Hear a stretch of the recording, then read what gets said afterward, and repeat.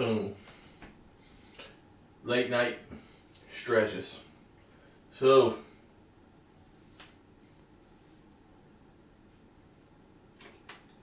let me get the camera set up. You know what? You know what?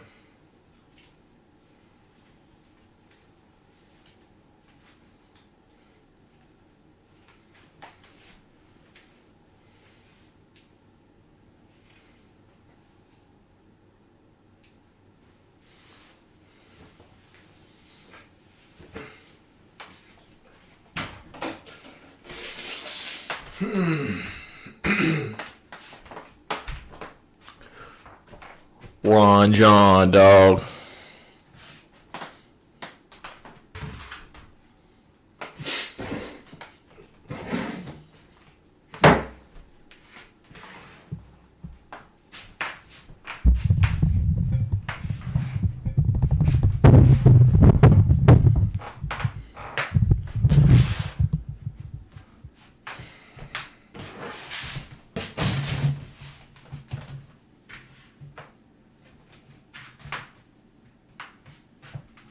So,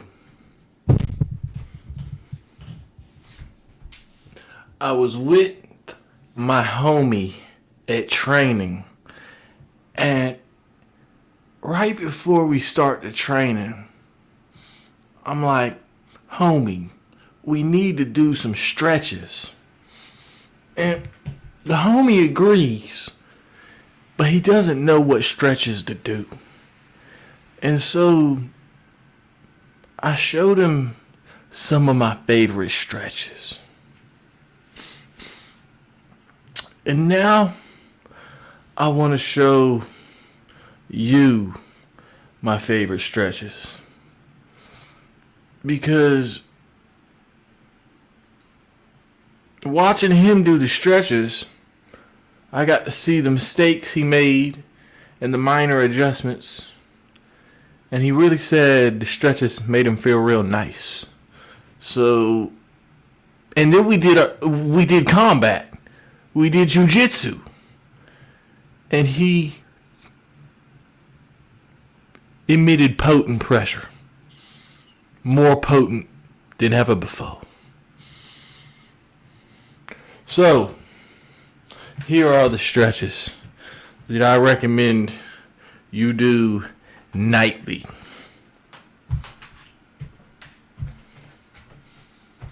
Okay.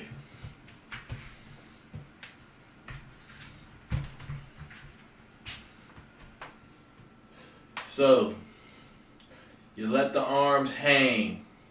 Let them hang. Just let them hang loose. Hang loose. Yeah.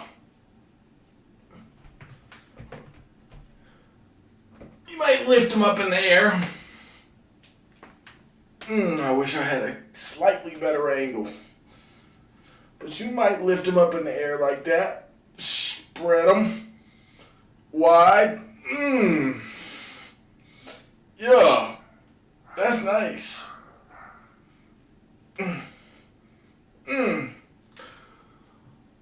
Okay. Now you might go down. Stretch it out a little bit. Keep the arms down. Oh yeah. Keep the arms down. The show. Turn. Oh yeah. That's the stuff right there.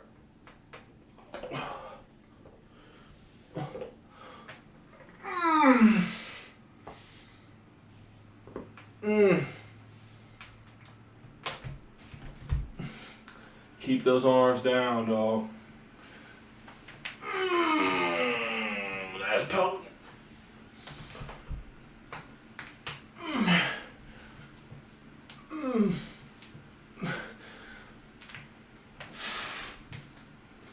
Okay. Now, one caveat. So, when my homie was stretching, what I noticed was his feet were outward.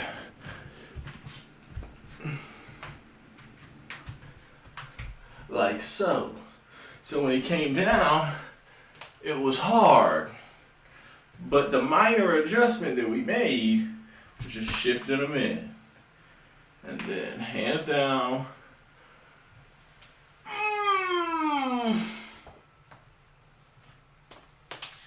And just like that.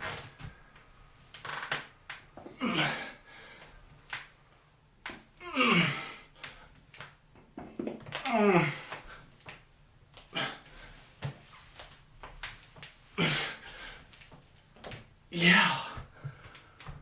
Bro, that's the most potent way to stretch and do squats I've ever done. Bro, keep the arms by the side and just keep them feet pointed in. And that's a full body workout, straight up. Nightly stretches.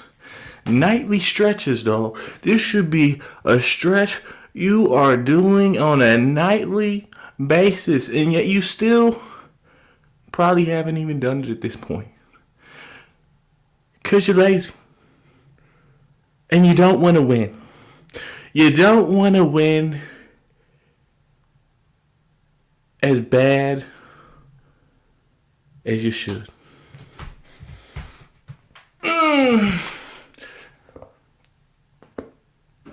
But what does it mean to win?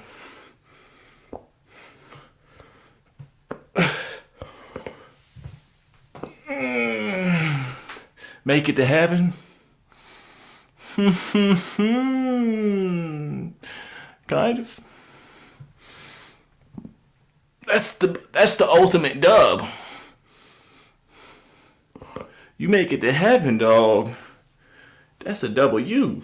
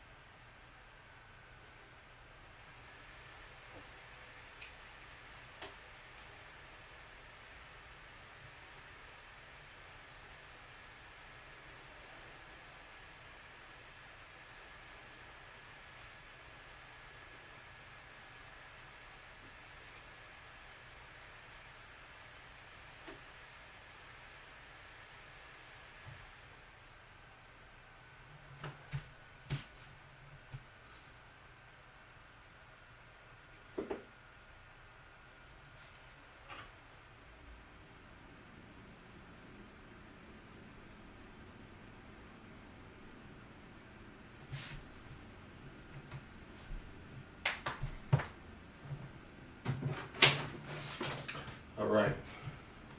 That's all. That's all I'm going to show y'all on the potent stretch department for now. Now, I move on. I'm about to do some thorough stretching with my mouth. I'm about to stretch my mouth by reading these words on these pages, dog. Straight up. And I might even put on a nice sounding melody.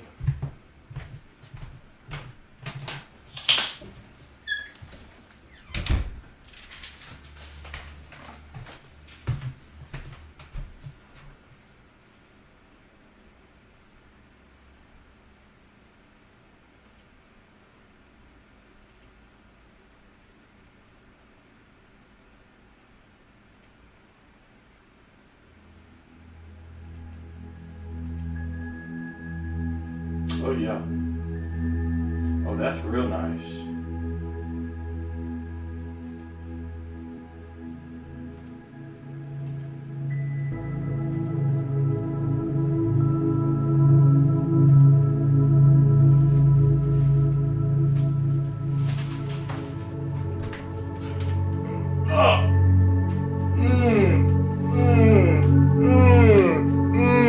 Another stretch.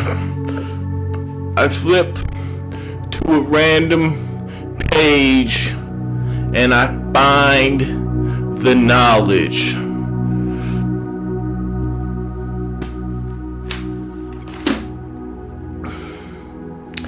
And where did we land? Matthew.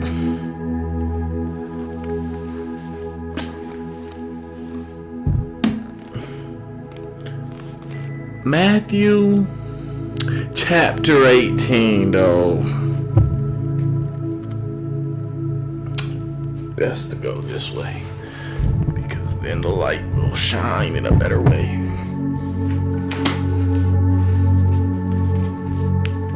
Now, I want you to notice my potent form when I read these pages, because I'm not reading them in a novice-like form. Like this, like poor posture, bro. No, I'm reading it in optimal posture mode, dog, because you gotta have good posture at all times, because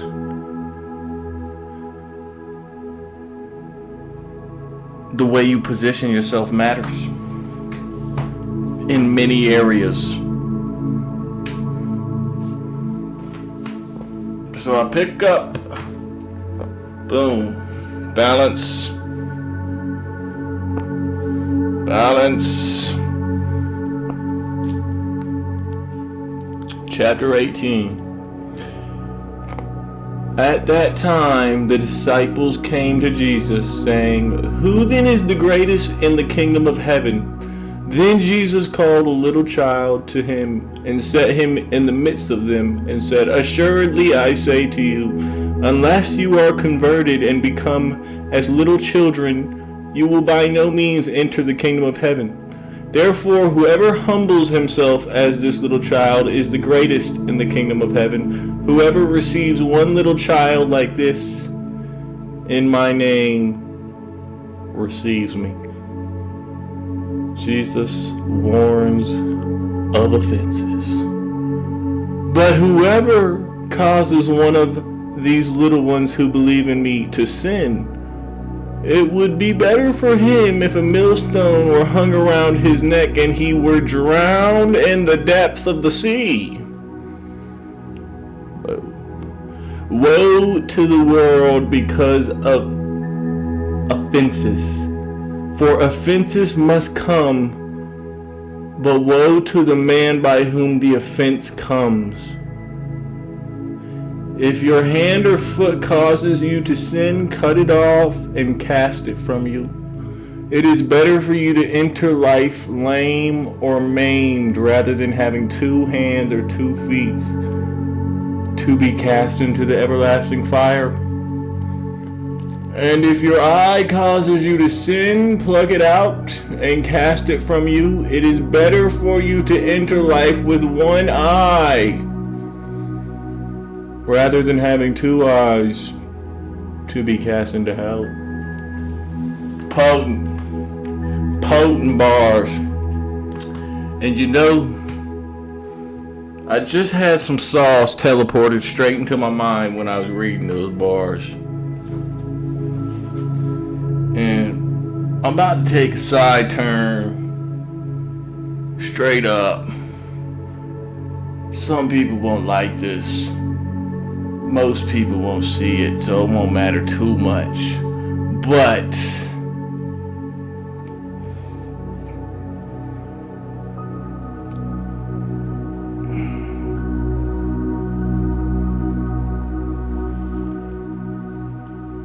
But whoever causes one of these little ones who believe in me to sin, it would be better for him if a millstone were hung around his neck. Okay. So to sin. So this one's for the ladies. This one's for the ladies out there. So there's a lot of dudes out here sinning, adultery. Jesus once said, "He who looketh upon a woman in a lustful way has already committed adultery in their heart." So to look upon a woman lustfully, adultery. And so Instagram, many thoughterly, many lewd contents, suggestive content, highly suggestive,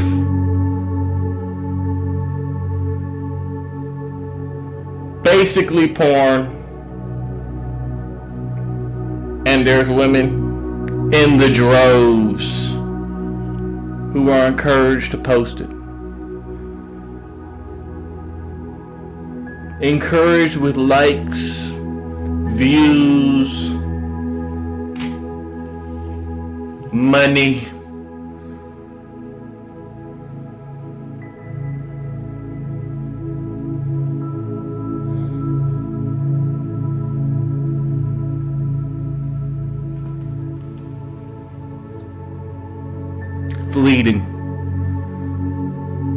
Fleeting vanities.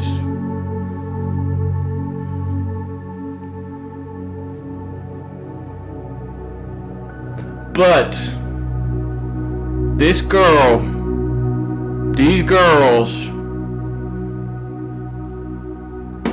now find their way onto, hypothetically speaking, my For You page. And now all of a sudden I'm seeing some suggestive content. Even though I was wanting to guard my gaze, dog. I'm out here trying to guard my gaze, my eyesight.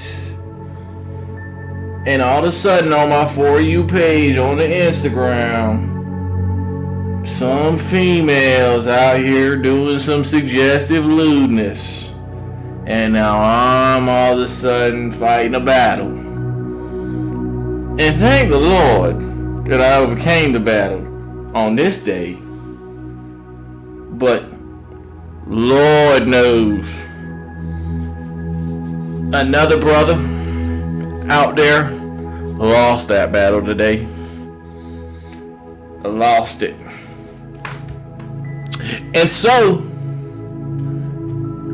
that woman has caused a man to sin in a way.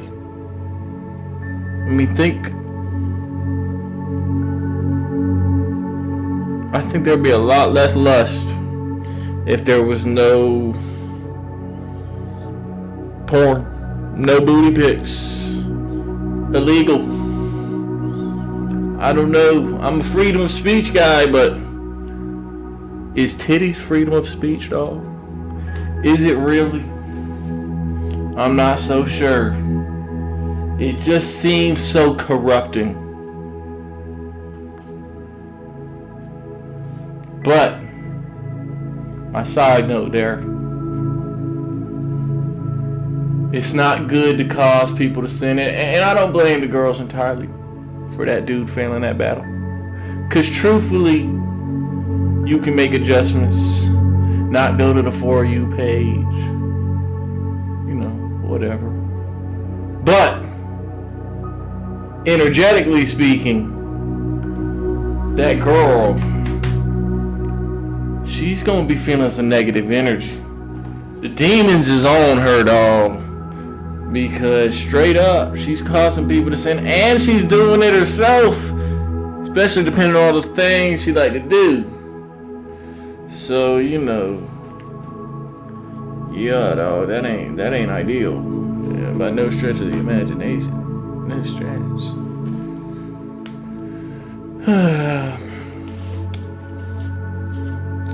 Perhaps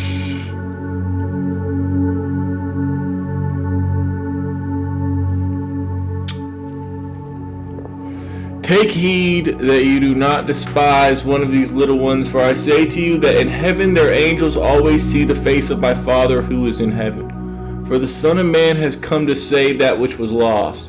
What do you think? If a man has 100 sheep and one of them goes astray, does he not leave the 99 and go to the mountains to seek the one that is straying? And if he should find it, assuredly I say to you, he rejoices more over that sheep than over the 99 that did not go astray. Even so, it is not the will of your Father who is in heaven that one of these little ones should perish. Moreover, if your brother sins against you, go and tell him his fault between you and him alone. If he hears you, you have gained your brother. But if he will not hear you, take with you one or two more, and then by mouth 2 or 3 witnesses. And tell him again, dog. Try to get him to straight up come to his senses, dog. Straight up.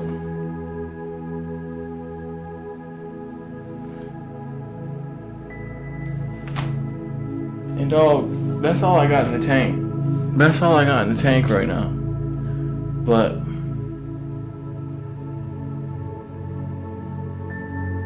potent bars, man. Oh! Mentally exhausting, man. That beef plus the bread and the butter and the blueberries, they starting to catch up with me. And I'm getting a little sleepy. Maybe I should have read the whole chapter, but I read a little bit. And it's just about effort. That's what I think. Consistent effort in the right direction. Compass. Commandments.